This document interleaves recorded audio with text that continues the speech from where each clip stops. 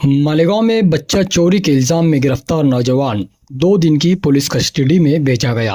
गुज़िश्ता कल मालेगांव में एक नौजवान को बच्चा चोरी के इल्जाम में आवाम ने पकड़कर पुलिस के हवाले किया था।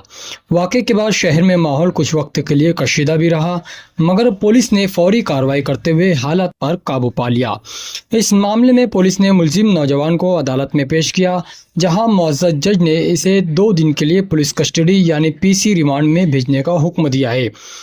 पुलिस ज़राए के मुताबिक वाक़े की तफ्तीश जारी है और पुलिस इस बात की जांच कर रही है कि आया वाकई बच्चा चोरी का कोई मामला था या फिर कोई गलतफहमी। Kusumba road social worker Farooq Kalia ने खतरनाक अंडरग्राउंड ड्रेनेज चैम्बर पर जाली लगाकर एहतजाज दर्ज करवाया। आज कुसुम्बा रोड के मारूफ सोशल वर्कर फारूक कालिया ने एक खतरनाक अंडरग्राउंड ड्रेनेज चैम्बर के खिलाफ एहतजाज दर्ज करवाया और इसी चैम्बर पर हिफाजती जाली लगा दी। फारूक कालिया का कहना है कि इस चैम्बर की वजह से गुज़िश्ता दिनों रमज़ानपुरा के एक हाफिज नौजवान की जान चली गई थी और वो नहीं चाहते कि ऐसा हादसा दोबारा पेश आए। उन्होंने बताया कि हाल ही में रोड खोदी गई है, मिट्टी भी चिकनी है और ये चैम्बर रोड की सतह से तकरीबन 2 से 3 फीट ऊपर उभरा हुआ है।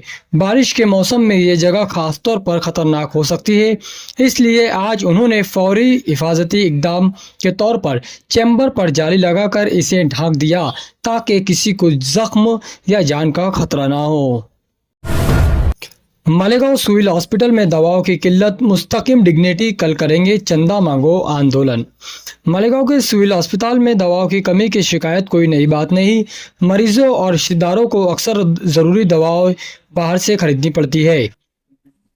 इस मसले को संजीदगी से लेते हुए आज समाजवादी पार्टी के फ़ाल लीडर मुस्तकिम डिग्निटी ने अपने साथी वर्करों के साथ सिविल हॉस्पिटल का दौरा किया। इस मौके पर उन्होंने हॉस्पिटल की हालत का जायज़ा लिया और मरीजों की शिकायत सुनी। मुस्तकिम डिग्निटी का कहना है कि अगर हुकूमत ने जल्द कार्रवाई ना की तो वो खामोश नहीं बैठेंगे, इसलिए कल वो गांधी मुजस्समे के पास चंदा मांगो आंदोलन के जरिए हुकूमत को मुतवज्जा करेंगे ताकि दवाओं की किल्लत ख़त्म की जा सके और आवाम को उनका हक मिले। महाराष्ट्र में बल्दियाती इंतखाबात की घंटी बजी, 28 म्यूनसिपल कॉरपोरेशनों के इंतखाबात का रास्ता साफ। रियासत महाराष्ट्र में 28 म्यूनसिपल कॉरपोरेशनों के इंतखाबात का रास्ता आखिरकार साफ हो गया है। रियासती इलेक्शन कमीशन ने रिजर्वेशन कुरानंदाजी का शेड्यूल जारी कर दिया है, जिसके बाद सियासी सरगर्मियों में ज़बरदस्त तेज़ी आ गई है। इलेक्शन कमीशन के मुताबिक ड्राफ्ट रिजर्वेशन ड्रॉ 11 नवंबर को होगा, जबकि हतमी रिजर्वेशन रिपोर्ट 2 दिसंबर को गेजेट में शाये की जाएंगी। इस दिन के बाद हर वार्ड का सियासी हिसाब किताब साफ हो जाएगा। शहरियों को 11 से 18 नवंबर तक एतराज़ और तजावीज़ देने का मौका दिया जाएगा और 25 नवंबर तक म्यूनसिपल कमिश्नर अपनी हतमी रिपोर्ट कमीशन को भेजेंगे। यह पूरा अमल दर्ज फहरिस्त ज़ातों, कबाइल और पसमानदा तबकात के लिए मखसूस नशिस्तों के तायन के साथ साथ ख़वातीन रिजर्वेशन को भी शामिल करेगा।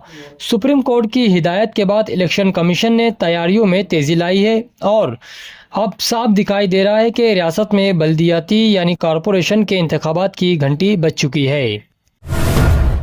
मालेगांव में सियासी मुकदमात में पहली बार इतने लोगों को एक साथ जमानत मिली। मालेगांव की ACGM अदालत में एक अहम फैसला सामने आया है, जहां पहली मर्तबा एक साथ इतने बड़े पैमाने पर सियासी मुलजिमीन को जमानत मिल गई है। अदालत में कुल 6 मुकदमा ज़ेर समाअत थे, जिनमें तकरीबन 20 से 25 मुलजिमीन के खिलाफ पहले वारंट जारी किया गया था। इनमें साबिक MLA आसिफ शेख रशीद और इनके साथी भी शामिल है। ये तमाम सियासी मुकदमात पुराने और ज़ेल-उल-तवा थे, जो मुख्तलिफ पार्टियों के अफराद के खिलाफ दर्ज किए गए थे। जब मुलजिमन को इसकी इत्तला मिली तो वो खुद अदालत में हाजिर हुए और अदालत ने इनके वारंट मनसूख करते हुए जमानत मंजूर कर ली है। अब इस मुकदमे की अगली समाअत 13 नवंबर को मुकर्रर की गई है।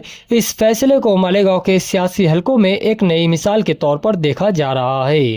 सियासी मैदान में एक साथ इतनी बड़ी तादाद में जमानत वाकई एक तारीखी लम्हा है। ये थी एक खास रिपोर्ट इंसाफ TV इंडिया की जानिब से।